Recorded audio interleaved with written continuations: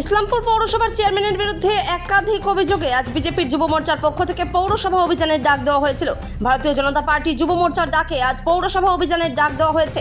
BJP দলীয় কার্যালয় শিবডাঙ্গি পাড়া থেকে এক মিছিল শহর পরিক্রমা করে পৌরসভা অফিসে এসে পৌঁছয়। সেখানে মূল গেট বন্ধ থাকায় তারা ধাক্কাধাক্কি করে সেই গেট খুলে দেন। পৌরসভার ভেতরে চেয়ারম্যানের ঘরের সামনে গিয়ে উপস্থিত হন এবং সেখানে চোর চোর স্লোগান দিতে থাকেন।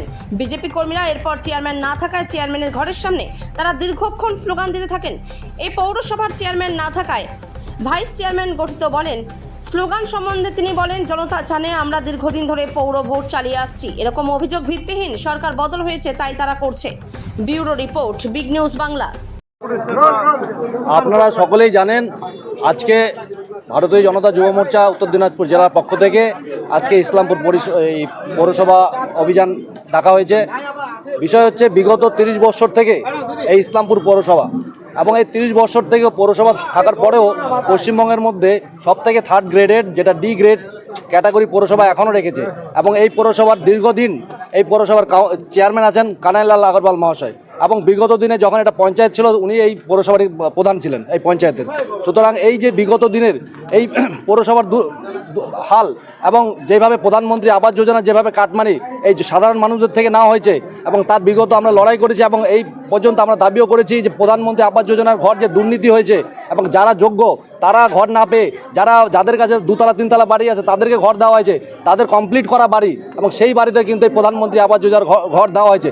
বিগত দিন আমরা আন্দোলন করেছি, এর আগে করেছি, কিন্তু আমরা দেখছি তার কোনো সুরাহা নেই, সেইভাবেই কন্টিনিউ পেয়ে যাচ্ছে। যার 4তলা বাড়ি আছে, ইসলামপুরের মধ্যে অনেক এমন বাড়ি আছে যেখানে 2টো করে প্রধানমন্ত্রী আবাস যোজনার ঘর পেয়েছে, অথচ এই আমাদের প্রধানমন্ত্রী আবাস যোজনার যে যেটা শুরু হয়েছিল 2016 সালে, বিগত 10 বছর পার হয়ে যাওয়ার পরেও কিন্তু আমাদের এই প্রধানমন্ত্রী আবাস যোজনা যেটা যারা উপভোক্তা মেন যারা পাওয়ার কথা তারা এখনও পায়নি। তৎসহ ইসলামপুর পৌরসভা যেভাবে ড্রেনেজ ব্যবস্থা বিগত 30 বছর থেকে করে রেখেছে, এখনও পর্যন্ত অনেক ড্রেন আছে যেখানে বিগত 10 বছর থেকে কোনো পরিষ্কার করা হয় না। বিভিন্ন অবৈধ বিল্ডিং ইসলামপুরের মধ্যে সচরাচর তৈরি হয়েছে, যেখানে নিকাশি ব্যবস্থা বেহাল হয়ে আছে। চারিদিকে শুধু দুর্নীতি। কাউন্সিলররা তৃণমূলের যে সকল কাউন্সিলর আছে তারা প্রত্যেকটি কাজের জন্য জনগণের জন্য হয়রানি করছে, টাকা নিচ্ছে, সমস্ত বিষয় এরা শুধু দুর্নীতি। আজকে যেভাবে ইসলামপুরের মানুষ গত বিধানসভাতে ভারতীয় জনতা পার্টিকে আশীর্বাদ করেছে, এবং ইসলামপুরে আমরা সকলেই জানেন আমাদের এই চেয়ারম্যান কানাইলাল আগরওয়াল যদিও ইসলামপুর বিধানসভা জিতলেও এই যে ইসলামপুর শহর যেটা ইসলামপুর পৌরসভার মধ্যে পড়ে, আপনারা সকলেই জানেন এই পৌরসভাতে উনি 9000 ভোটে পিছিয়ে ছিল, এবং এমন ওয়ার্ড আছে 13টা ওয়ার্ড, যেই ওয়ার্ডের থেকে মাত্র 300, 400, 200 করে তৃণমূল ভোট পেয়েছে। আপনারা এলেন, কানাইলাল আগরওয়াল নেই, উনি কোথায় গেছেন, কি খবর পেলেন? আমাদের স্লোগানও দিলেন। অবশ্যই আজকে দেখুন, যখন আমরা জবাব চাইতে আসলাম তখনই কিন্তু আমরা দেখলাম যে এখানকার যে চেয়ারম্যান, আমরা শুনেছি কালকে রাত্রে উনি পালিয়ে গেছেন। ওনাকে হিসাব দিতে হবে, তার সুতরাং হিসাব দেওয়ার ভয়ে উনি পালিয়ে গেছেন। ওনার যে বর্তমানে যে ভাইস চেয়ারম্যান আছে, আমরা বলছি আমরা বিগত আমাদের কাছে প্রচুর প্রমাণ আছে, এবং সেই সব লোকেরা আমাদের কাছে আসছে প্রধানমন্ত্রী আবাস যোজনার ঘরের টাকা ওনারা 10,000, 20,000, 25,000 টাকা করে ওনারা কাটমানি নিয়েছেন। যে কোনো কাজের ক্ষেত্রে, যেটা রাস্তার কাজ যেটা হওয়ার কথা, যেই শিডিউলে হওয়ার কথা তার অর্ধেক নিষেধ হয়নি। অনেক যে কাজ আছে যেগুলো কোনো শিডিউল হয়নি, কোনো টেন্ডার হয়নি, বিভিন্নভাবে দুর্নীতি করে এরা কাজ করেছে। এই কর্মসূচির জন্যই কি উনি পালিয়ে গেছে বলে? অবশ্যই আমরা পালিয়েছে, কানাইলাল পালিয়েছে, স্লোগানও দিলাম। কারণ হচ্ছে এই আমাদের আন্দোলনের জন্যই ওনারা এই কানাইলাল আগরওয়াল কিন্তু এই ইসলামপুর পৌরসভা ছেড়ে পাবেন। এখন কি আমাদের যে বিক্ষোভ, যেটা আমাদের যে অভিযান ছিল সেটা চলবে, আরও আমরা কিছুক্ষণ থাকবো। তবে আমরা একটা কথা বলে যাই যে আমাদের ইসলামপুরের মানুষ, ইসলামপুরের পৌরসভার মধ্যে যারা অবস্থিত, যারা পৌরসভাতে বিশেষ সার্ভিসের জন্য আসে, তাদের কোনো অসুবিধা হবে না, এবং আমরা তাদের সমস্ত ব্যবস্থা রেখেই আমাদের এই আন্দোলন, এবং তাদের যাতে অসুবিধা না হয় সেই দিকটা আমাদের জন্য আমাদের কার্যকর্তা যুবরা আছে। আমরা এই বোর্ডকে এর আগে আমরা প্রেস কনফারেন্স করে বলেছি যে এই ব্যর্থ পৌরসভা এবং এইখানকার লোক যে এই পৌরসভা যে ব্যর্থ তার প্রমাণ গত বিধানসভাতে লোক দিয়েছে। 17টা ওয়ার্ডের মধ্যে 13টা ওয়ার্ডে কিন্তু তৃণমূল বিপুল হারে হেরেছে।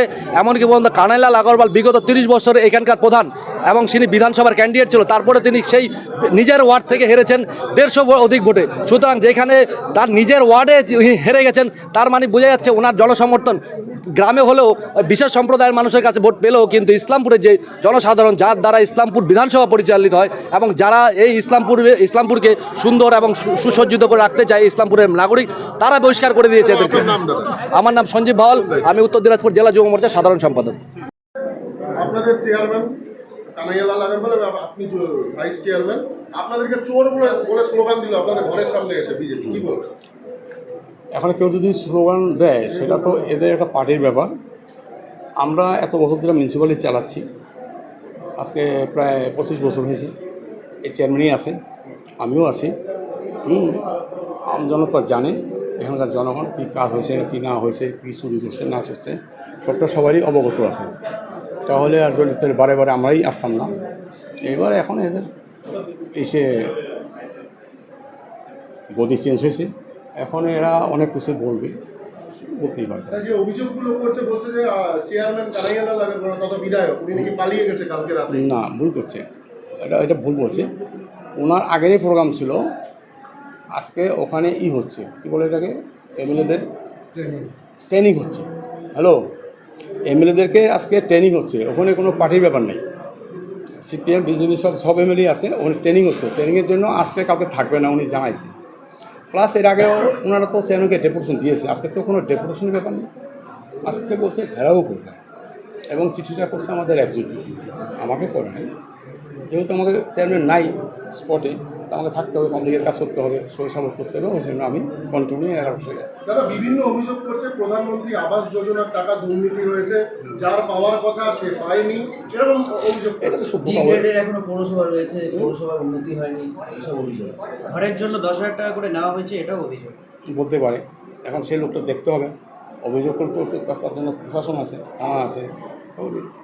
আর তুমি যেটা বললে কি বললে, এই ধর্মহুদুরা কোনো কাজ হয় নাই। ডি গ্রেডের পৌরসভা, পৌরসভার গ্রেড ডি, পদোন্নতি এখনো হয়নি, ডি গ্রেড হয়েছে। এটা তো আমরা বলতে পারবো না এখন কোনটা ডিগেটে আসবে কোনটা আসবে না। না, আপনি তো ভাইস চেয়ারম্যান, আপনার তো জানা আমার মতে তো ডিগ্রেড হিসাবে ইসলামপুরে ভালোই কাজ হচ্ছে, কোনো রাস্তাঘাট ড্রেন কোনো রকম বাকি নেই। আপনি মনে করেন যে ইসলামপুর শহরে রাস্তাঘাট, তারপরে যানজট সব ঠিক আছে মনে করেন? মোটামুটি ঠিক আছে। যানজট হয় না ইসলামপুর?